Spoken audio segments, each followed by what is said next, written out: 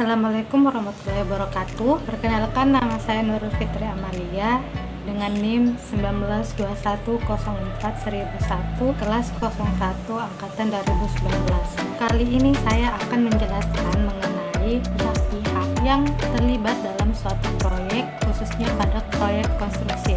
Adapun pihak-pihak yang umumnya terdapat pada proyek konstruksi yaitu pemilik, konsultan, kontraktor, subkontraktor, dan supplier. Yang pertama, pemilik proyek atau owner. Pemilik proyek adalah orang atau badan usaha yang memiliki proyek untuk dikerjakan dan memberikan pekerjaan tersebut kepada pihak penyedia jasa. Owner jugalah yang membayar biaya pekerjaan tersebut. Di Indonesia sendiri terdapat dua jenis pemilik yang didasarkan pada sektornya, yaitu sektor pemerintah dan sektor swasta. Perbedaan utama antara sektor pemerintah dengan swasta terletak pada tujuan proyek tersebut. Adapun hak yang dimiliki owner, yaitu owner berhak meminta laporan secara periodik mengenai pelaksanaan pekerjaan yang telah dilakukan oleh penyedia jasa, dan hak lainnya yaitu ikut mengawasi jalannya pelaksanaan pekerjaan yang direncanakan. Owner juga bertanggung jawab dalam memastikan ketersediaan pengelolaan pendanaan untuk proyek. Pihak kedua yaitu konsultan.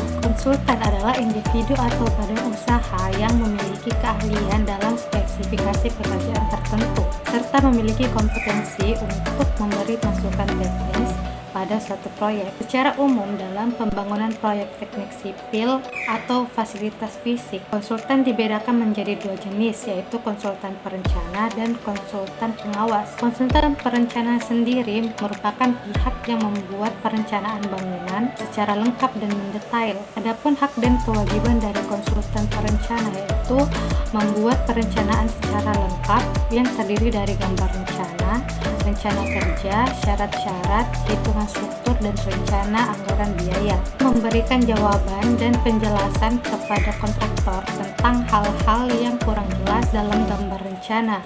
Konsultan pengawas sendiri merupakan konsultan yang melakukan pengawasan terhadap pekerjaan yang telah dilakukan oleh kontraktor. Adapun hak dari konsultan pengawas yaitu berhak menerima atau menolak material atau peralatan yang didatangkan oleh kontraktor. Konsultan pengawas bertanggung jawab penuh untuk mengawasi pelaksanaan kerja kontraktor serta mengusulkan, menyetujui, dan menolak pekerjaan yang diusulkan oleh kontraktor. Pihak selanjutnya yaitu kontraktor.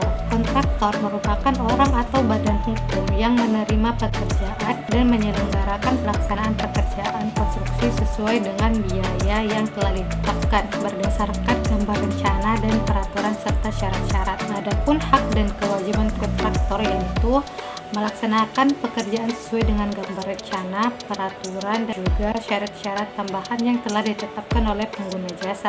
Menyediakan alat keselamatan kerja seperti yang diwajibkan dalam peraturan untuk menjaga keselamatan pekerja dan masyarakat. Pihak selanjutnya itu subkontraktor. Subkontraktor sendiri adalah pihak pelaksana konstruksi yang mempunyai spesialisasi khusus yang dipilih oleh pihak yang membuka penawaran kerja terlebih dahulu. Hak dan kewajiban subkontraktor yang pertama yaitu melaksanakan pekerjaan dari pemilik proyek atau kontraktor, mengkoordinasikan dan mengkonsultasikan hasil pekerjaan kepada pemberi tugas, dan pihak yang terakhir yaitu supplier. Supplier adalah pihak perorangan atau perusahaan yang memasok atau menjual bahan mentah dan alat ke pihak lain. Supplier sendiri berfungsi sebagai pihak yang bertanggung jawab menyediakan bahan baku juga alat kerja kepada perusahaan manufaktur yang membutuhkannya. Dalam pekerjaan proyek konstruksi sendiri, supplier dapat dibedakan menjadi tiga jenis.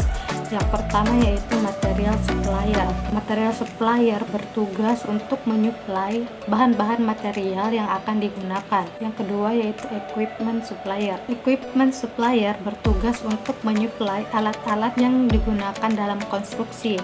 Dan yang terakhir yaitu supplier tenaga kerja. Supplier inilah yang tugasnya mengorganize tukang, membantu tukang untuk bisa masuk ke dalam proyek sebagai tenaga kerja dalam pembangunan konstruksi tersebut. Baik, itulah tadi pihak-pihak atau stakeholder yang terlibat dalam suatu proyek, khususnya pada proyek konstruksi. Kurang dan lebihnya mohon dimaafkan. Wabillahi taufiq wal hidayah. Wassalamualaikum warahmatullahi wabarakatuh.